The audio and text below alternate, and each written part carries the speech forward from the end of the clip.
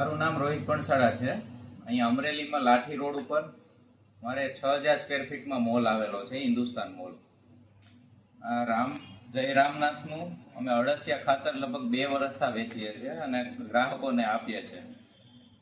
ક્યાંયથી કોઈ દિવસ ફરિયાદ નથી આવી અને ફૂલ છોડને એના માટે તો બેસ્ટ છે અને ગ્રાહકો લઈ જાય છે, હેપી લઈ જાય છે. Thank you.